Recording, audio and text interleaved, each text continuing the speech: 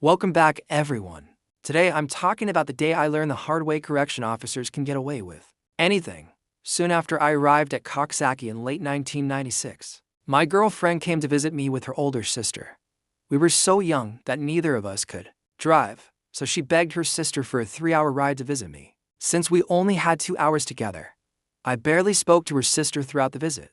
This institution was far stricter, with correction officers carefully monitoring the visiting floor to stop illegal activity. Hugs were technically only allowed at the beginning and end of visits, though that rule wasn't always enforced. At one point, a CO told us there would be no more touching and took a seat nearby, watching us closely. I still tried to get as close to her as possible, but the same officer began circling our area again.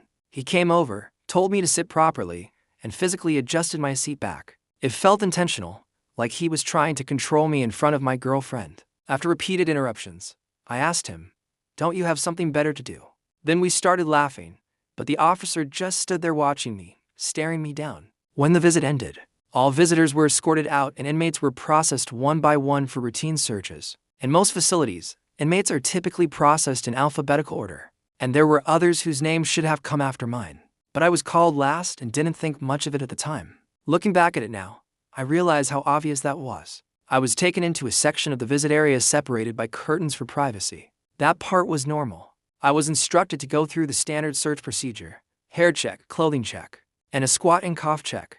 But afterward, instead of being allowed to get dressed immediately, I was restrained. I can feel something was off, but I didn't understand why I was being placed in handcuffs. When I asked, I was ordered to turn around. I then recognized the voice of the same officer from the visit floor. The curtains parted, and he entered the area. His demeanor had completely changed from earlier. I knew I was in serious trouble just from his expression. He punched me in the stomach so hard that I went down. I couldn't breathe and was gasping for air. It happened so fast. I remember the cold floor and the feeling of complete vulnerability in that moment. I was pulled back up by the shoulders and told to get dressed. I noticed his name tag and remember focusing on it, telling myself I would never forget it. The experience stayed with me for a long time. I was so embarrassed that I didn't tell anyone about it. I couldn't believe this correction officer would risk his job like that, and I was still in shock at how fast everything happened.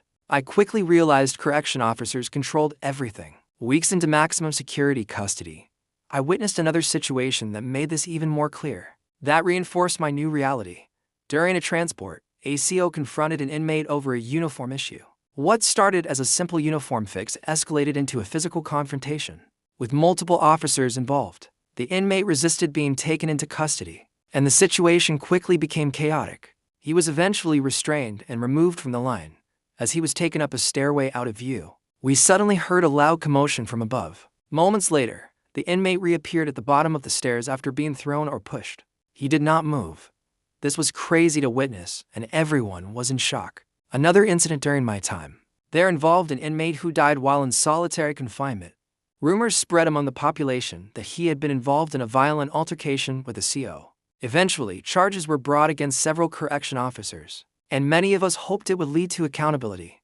However, when the officers were acquitted, word spread quickly through the facility. Some officers openly celebrated outside the jail, and inmates can see from their windows. It reinforced a belief many of us already had, that justice inside and outside those walls often didn't look the same. That was one of my humbling experiences inside. Appreciate you watching. Please like and subscribe for more.